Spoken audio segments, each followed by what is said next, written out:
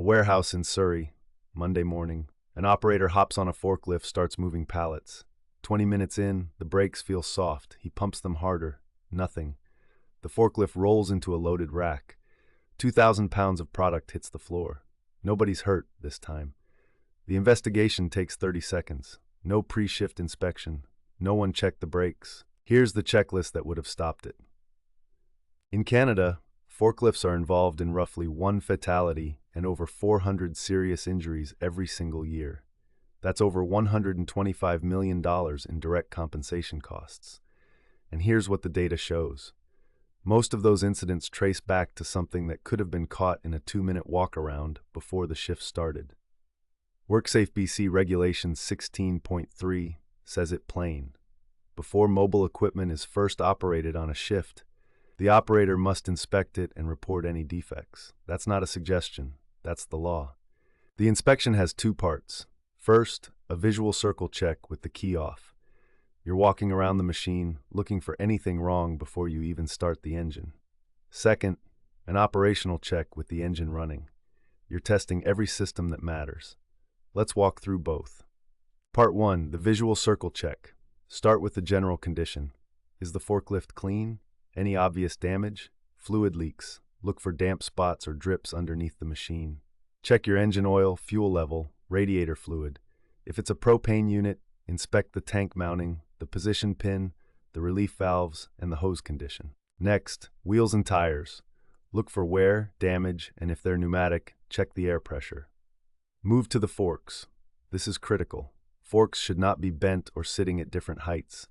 Check for cracks. Make sure the positioning latches work and the carriage teeth aren't broken or chipped.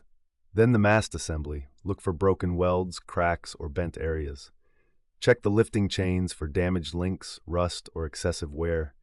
And inspect the chain anchor pins. They shouldn't be worn, loose, or bent. Now check the safety features. Seat belt. Does it buckle, retract, and hold properly? Overhead guard or rollover protection. Make sure it's secure with no cracked or damaged areas. The fire extinguisher should be mounted and charged. And before you sit down, check the operator compartment itself. No grease or debris on the floor, on the controls, or on the steps.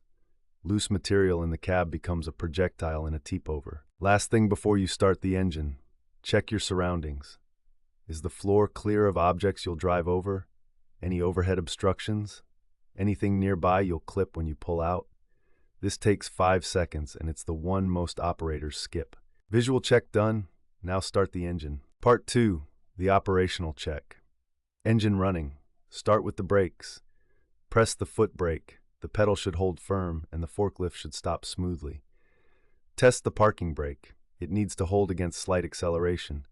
And if your unit has a deadman seat brake, stand up from the seat. It should engage immediately. If any brake doesn't respond the way it should, that forklift does not move. Test the steering. It should move smoothly with no dead spots or grinding. Shift through the gears. The clutch and gear shift need to shift cleanly with no jumping or jerking. Check the dash control panel. All warning lights and gauges operational. Then hit the horn. It needs to be loud enough to be heard over the noise of your working environment. And test the backup alarm and any other warning devices. Now the lift mechanism. Raise the forks all the way to maximum height, then lower them completely. It should operate smoothly the whole way. Then test the tilt. All the way forward, all the way back. Listen for anything unusual. After running those tests, look at the cylinders and hydraulic hoses. If you see fresh hydraulic fluid on any of them, you've got a leak. Tag it out. And finally, lights. Headlights, taillights, warning lights. If you're operating in low light areas or outdoors, these aren't optional. Test them all. So what happens when you find something wrong? It's simple. You do not operate that forklift. Report the defect to your supervisor immediately. WorkSafe BC requires your employer to keep a record of every reported defect for at least 2 years. And under the regulation, a vehicle that's unsafe must be removed from service until it's repaired. This is the part operators get wrong. They think reporting a defect means delaying the job. It doesn't. It means protecting the job. Because if that forklift fails mid-shift and someone gets hurt, the operator who skipped the inspection owns that liability. Let's bring it all together.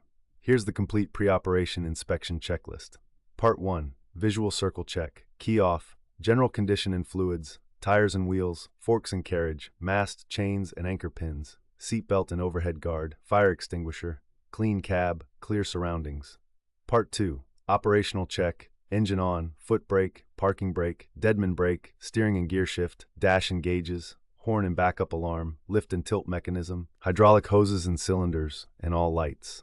That's the full list. 2 minutes. Every shift. No exceptions. We've put this entire checklist into a free downloadable PDF.